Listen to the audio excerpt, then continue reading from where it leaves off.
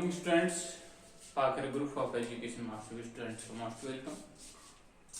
देखिए, जो आप आज हम आपके लिए लेके आए वो है हमारे पास में यूनिट नंबर 3 जिसका नाम है एल्कीन और साइक्लो एल्कीन। देखिए, आप सभी ने जो एल्केन के बारे में तो पढ़ ही रखा है। जनरली एल्केन किसे कहते हैं, जिसका जनरल फॉर्मूला होता है CnH2n+2। ये तो होता है भैया किसका, एल्केन का। और यदि एल्केन से दो हाइड्रोजन परमाणु यदि बाहर निकाल दिए जाएं तो बनने वाली स्पीशीज है वो कहलाती है एल्कीन। क्या कहलाती है? एल्कीन। अर्थात एल्कीन ये तो है हमारा पास में क्या है, एल्केन। क्या है? एल्केन। अब इसमें से दो हाइड्रोजन यदि निकाल दें, ये वाले दो हाइड्रोजन यदि हम निकाल दें, अर्थात हमारे पास बनेगा CnH2n। तो ये जो बनी हुई स्पीशीज है ये कहलाएगी एल्कीन। क्या कहलाएगी? एल्कीन। तो एल्कीन का मतलब यही है कि यदि एल्केन से दो हाइड्रोजन परमाणु यदि निकाल दिए जाएं एडजेसेंट पोजीशन से, है ना, अर्थात समीपवर्ती दो कार्बन परमाणुओं से, तो बनने वाली स्पीशीज है वो कहलाती है एल्कीन, है ना। तो इसकी हम डेफिनेशन लिख लेते हैं। सबसे पहले इसकी डेफिनेशन क्या है, इसमें लिखेंगे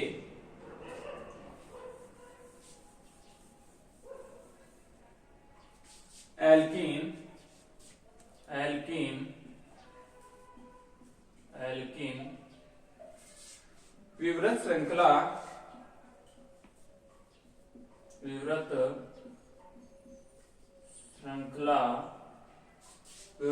को हम कहते हैं ओपन चेन। एल्कीन विवृत श्रृंखला वाले उन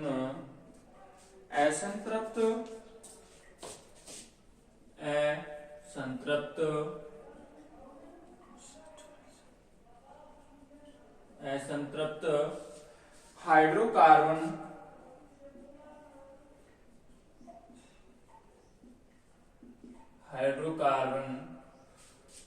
को कहा जाता है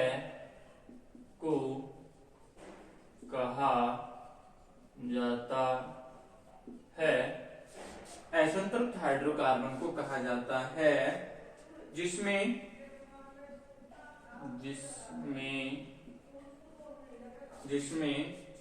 एक कार्बन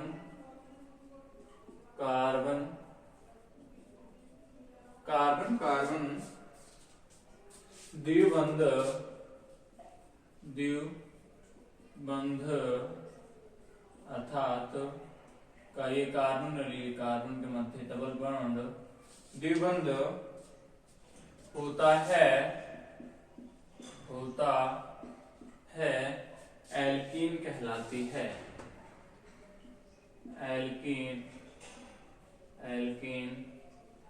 कहलाती है। देखेंगे अब यहाँ पर एल्कीन है जो वो विवृत श्रृंखला या फिर ओपन चेन वाले उन असंतृप्त हाइड्रोकार्बन को कहा जाता है।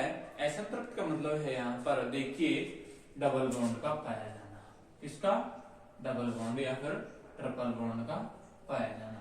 यदि किसी स्पीशीज में यदि किसी मॉलिक्यूल के अंदर कार्बन हो या फिर अन्य कोई एटम हो जैसे कार्बन और ऑक्सीजन, तो ये भी स्पीशीज है। ये भी कैसी है? असंतृप्त है, क्योंकि इसमें क्या है? डबल बॉन्ड है। देखिए, सिंगल बॉन्ड युक्त स्पीशीज है उसको कहेंगे हम यहाँ पर संतृप्त हाइड्रोकार्बन। सिंगल बॉन्ड युक्त स्पीशीज क्या कहते हैं? जैसे कि हमारे पास में हाइड्रोजन ये हाइड्रोजन और ये हाइड्रोजन। सिंगल बॉन्ड कार्बन मध्य सिंगल बॉन्ड है और कार्बन हाइड्रोजन मध्य तो होता ही सिंगल बॉन्ड है। तो इस स्पीशीज को हम कहेंगे यहाँ पर संतृप्त। क्या कहेंगे? संतृप्त।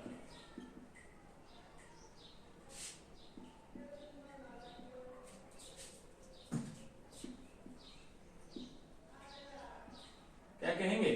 संतृप्त हाइड्रोकार्बन। और ये संतृप्त हाइड्रोकार्बन में सॉरी ये तो बात होती है संतृप्त हाइड्रोकार्बन की। यदि असंतृप्त हाइड्रोकार्बन की यदि बात करें तो असंतृप्त हाइड्रोकार्बन कम से कम एक डबल बॉन्ड होना चाहिए। एक भी हो सकता है या फिर अधिक भी हो सकते हैं। और डबल बॉन्ड ही क्या ट्रिपल बॉन्ड भी हो तो वो कंपाउंड भी असंतृप्त ही कहलाता है। ठीक है, तो ये होती है संतृप्त और असंतृप्त की बात। ये हमने एल्कीन के इंट्रोडक्शन की बात की। अब इसको जो है दूसरा नाम और है एल्कीन का, वो है हमारे पास में, मैं इसका एग्जांपल और लिख देता हूँ एल्कीन का। जैसे कि हमारे पास में एथीन मॉलिक्यूल है, एग्जांपल है इसका क्या, एथीन। एथीन का रासायनिक फॉर्मूला होता है CH2 डबल बॉन्ड CH2। तो यहाँ पर है जो कार्बन कार्बन के मध्य है जो डबल बॉन्ड है, तो ये मॉलिक्यूल कैसा होगा, ये मॉलिक्यूल होगा एल्कीन का। ठीक है, एल्कीन का एक एग्जांपल है जैसे हम कहते हैं क्या, एथीन। तो इसका है एक और नाम और है जिसे हम कहते हैं इसको कहते हैं हम ऑलिफिन भी हम इसे कहते हैं। क्या कहते हैं, ऑलिफिन भी इसको कहा जाता है। तो इसमें लिखेंगे हम इन्हें ऑलिफिन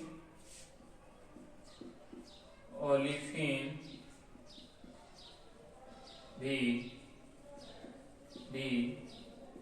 कहा जाता है। इनको क्या कहा जाता है, ऑलिफिन भी ने कहा जाता है। इसका अंडरलाइन में कर देता हूँ, है ना। तो और इसके बाद में आती है थर्ड पॉइंट कि इसका सामान्य रासायनिक फॉर्मूला क्या होता है, सामान्य सूत्र क्या होता है। तो इसमें लिखेंगे सामान्य सूत्र। इसका सामान्य सूत्र होता है CnH2n। तो ये होती है भैया इसके जनरल इंट्रोडक्शन की बात। एल्कीन किसे कहते हैं, उसके बाद में एल्कीन का अन्य नाम क्या है। दूसरी बात है हमारे पास में एल्कीन का सामान्य जो सूत्र है वो क्या होता है, उसके बारे में मैंने आपको बता दिया है। अब जो हम देखेंगे वो है हमारे पास में क्या, वो है सिंथेसिस ऑफ एल्कीन, अर्थात एल्कीन के निर्माण की विधियां। तो अगली हेडिंग जो डालेंगे हम वो है हमारे पास में एल्कीन के निर्माण की विधियां। एल्कीन के निर्माण की विधियां। अब इसको हम कह सकते हैं सिंथेसिस ऑफ एल्कीन।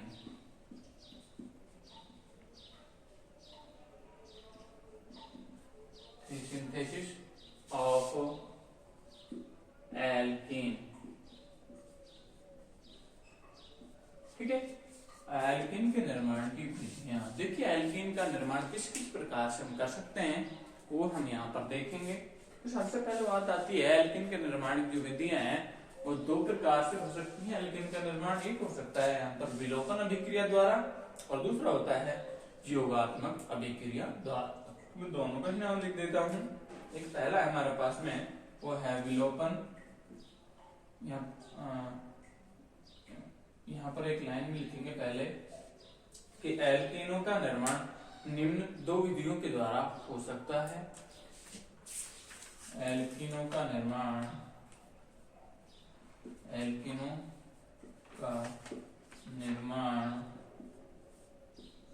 निम्न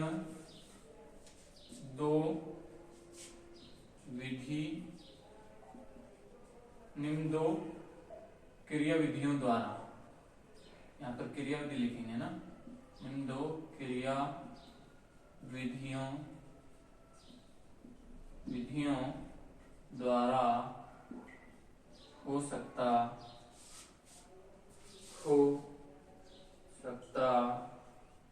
और वो कौन कौन सी क्रिया विधि हैं यहाँ पर लिखेंगे। पहली क्रिया विधि है वो है विलोपन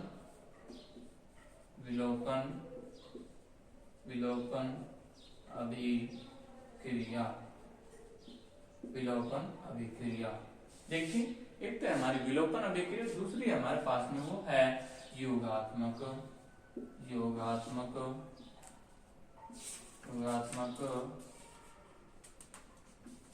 अभिक्रिया। देखिए विलोपन अभिक्रिया क्या होती है और योगात्मक अभिक्रिया क्या होती है, उन दोनों के बारे में मैं डिस्कस करूंगा। तो सबसे पहले मैं बात बताता हूँ आपको विलोपन अभिक्रिया क्या होती है, उसके बारे में बता देता हूँ, है ना। देखिए विलोपन अभिक्रिया है उसमें क्या होता है, जिसमें एक एकल बंध है उसके द्वारा द्विबंध का निर्माण होना। क्या एक एकल बंध से द्विबंध का निर्माण होना, वो तो बात है विलोपन अभिक्रिया में। विलोपन अभिक्रिया में क्या होती है, एकल बंध से द्विबंध का निर्माण होता है। ये तो होती है किसमें, विलोपन अभिक्रिया में क्या होती है, एकल बंध से द्विबंध का निर्माण इसमें होता है। तो ये जो प्रोसेस होती है वो तो होती है विलोपन अभिक्रिया में। दूसरी बात आती है योगात्मक अभिक्रिया में। योगात्मक अभिक्रिया में है यह बात ऐसी है, इसमें जो है एक त्रिबंध से द्विबंध का निर्माण होता है। तो इसमें लिखेंगे, इसमें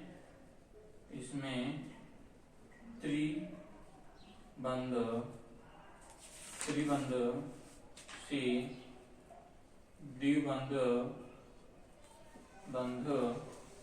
का निर्माण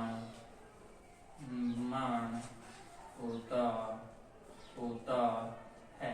तो योगात्मक अभिक्रिया में तो होता है त्रिबंध से द्विबंध का निर्माण, जबकि विलोपन अभिक्रिया में होता है एकल बंध से द्विबंध का निर्माण। अब सबसे पहले देखेंगे हमारे पास में सबसे ज्यादा एग्जांपल है वो है विलोपन अभिक्रिया के। विलोपन अभिक्रिया में हम देखेंगे एल्किल हैलाइड में विलोपन अभिक्रिया, दूसरे देखेंगे हम अल्कोहल में विलोपन अभिक्रिया। तो ऐसे कई प्रकार की विलोपन अभिक्रिया हैं जिनके बारे में डिस्कस करेंगे हम। सबसे पहले डिस्कस करूंगा मैं वो है हमारे पास में जो है एल्किल हैलाइडों में विलोपन अभिक्रिया।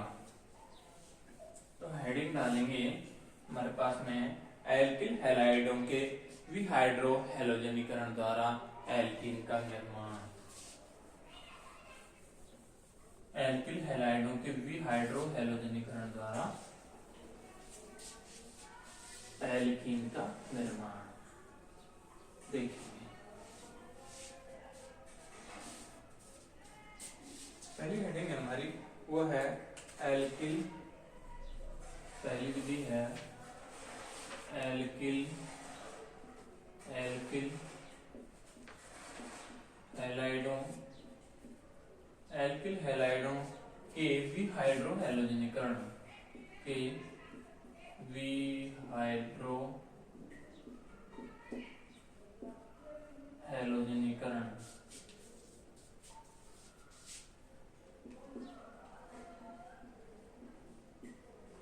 हैलोजनीकरण द्वारा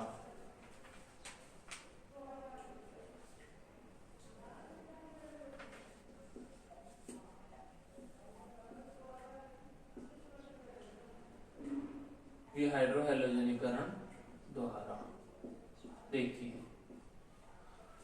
एल्किल हैलाइड है उनके विहाइड्रो हैलोजनीकरण द्वारा है जो एल्कीन का निर्माण की विधि है वो किस प्रकार से होता है देखेंगे। यहाँ पर हम सबसे पहले हम देखेंगे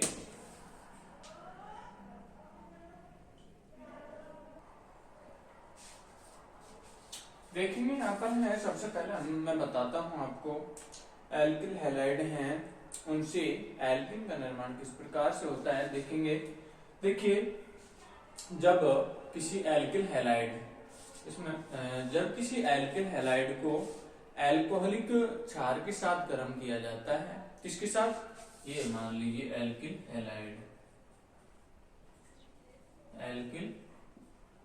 हैलाइड इसको गर्म किया जाए, मान लीजिए एल्कोहलिक किसके साथ, क्षार में मान लीजिए हम लेते हैं एल्कोहलिक क्षार लेते हैं ना, एल्कोहलिक क्षार के साथ जब इसको गर्म किया जाता है तो इससे निकलता है HX से जो बाहर निकलता है और उसका निर्माण होता है वो होता है यहाँ पर किसका, एल्कीन। किसका निर्माण होता है, एल्कीन का निर्माण यहाँ पर होता है ना। तो अब हम एग्जाम्पल के रूप में भी ले सकते हैं, जैसे कि हमारे पास में एक एग्जाम्पल है आइसोप्रोपिल हमारे पास में एग्जांपल है एक वो है जैसे कि आइसोप्रोपिल ब्रोमाइड का। किसका? आइसोप्रोपिल ब्रोमाइड का। जैसे कि CH जिसका रासायनिक फार्मूला CH3 CH3 तो ये हमारे पास में आइसोप्रोपिल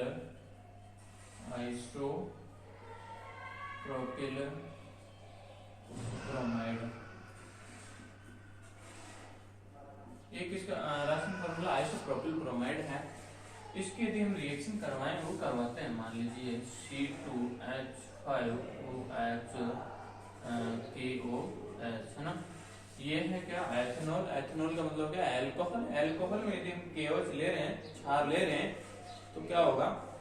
यहाँ से है जो 1-2 पोजीशन से, किस पोजीशन से? 1-2 पोजीशन से, समीपवर्ती पोजीशन से हाइड्रोजन और हैलोजन का जो विस्थापन होता है, किसका निष्कासन होता है? हाइड्रोजन और हैलोजन का। मान लीजिए ये हाइड्रोजन और ये हाइड्रोजन दोनों ही सेम हाइड्रोजन है, तो इनसे जो यहाँ से तो Br का निष्कासन होगा ही ना, और एक यहाँ से मान लीजिए हाइड्रोजन का निष्कासन हो, बाकी इलेक्ट्रॉन छोड़ के जाए, यहाँ पर निर्माण जो होगा वो होगा एल्कीन का। दोनों से सेम एल्कीन जो निर्माण होगा, तो यहाँ पर इस प्रकार से जो एल्कीन का निर्माण हो सकता है। तो इसमें मैं लिखवा देता हूँ, थोड़ा लिखेंगे हम।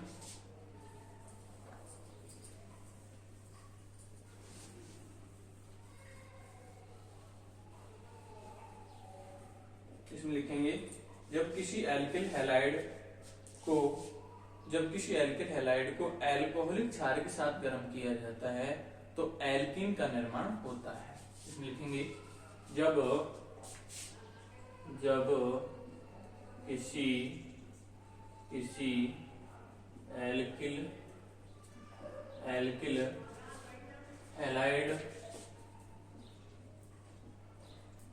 जब किसी एल्किल हैलाइड को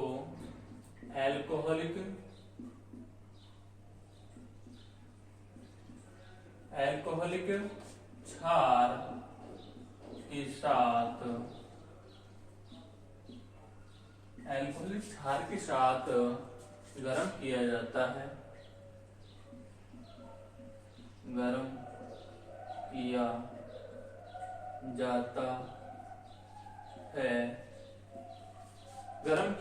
है, तो एल्कीन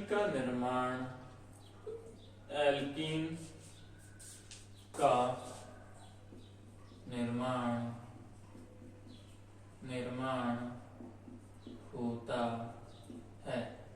तो किसका निर्माण होता है भैया? एल्कीन का निर्माण होता है। फॉर एग्जाम्पल के रूप में मैं लेता हूं, मान लीजिए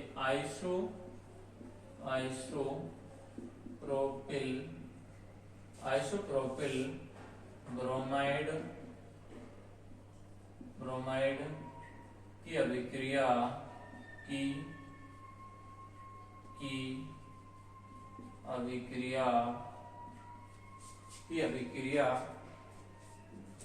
एथेनॉलिक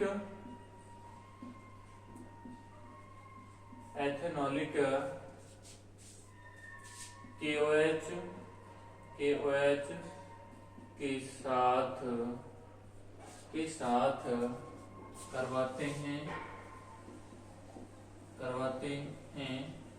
तो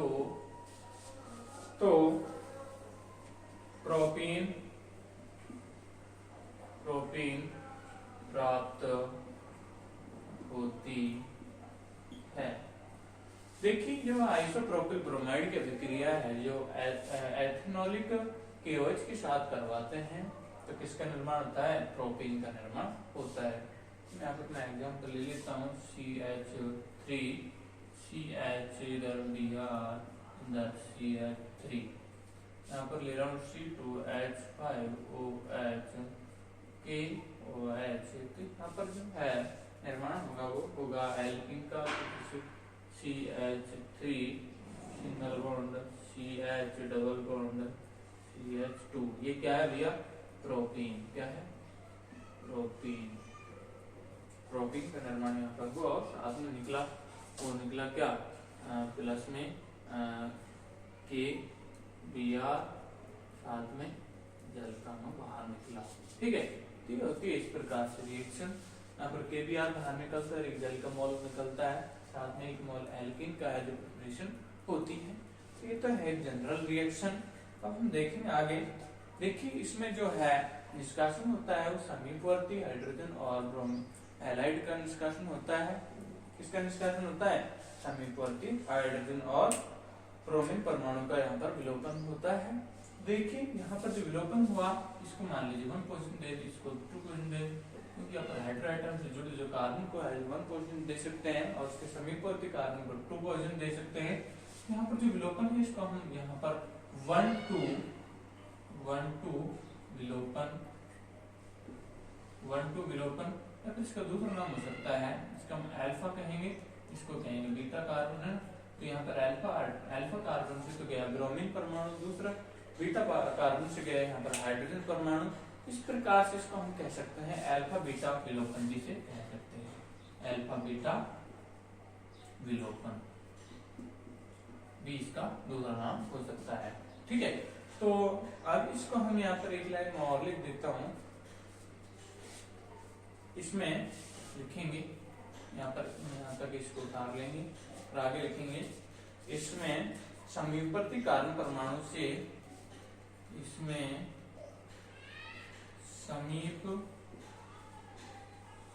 समीपवर्ती कार्बन परमाणु, समीपवर्ती कार्बन परमाणु से हाइड्रोजन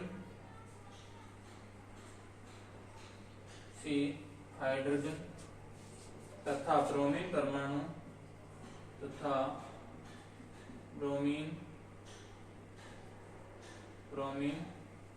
परमाणु का विलोपन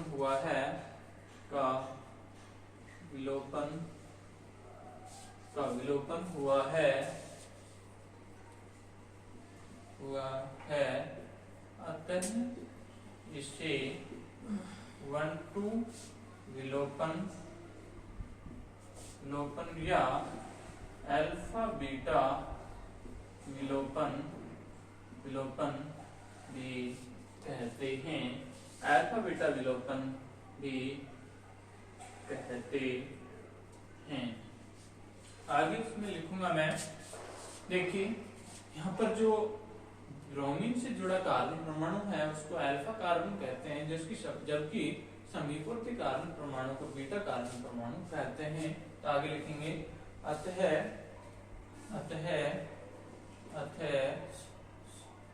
हैलोजन से जुड़े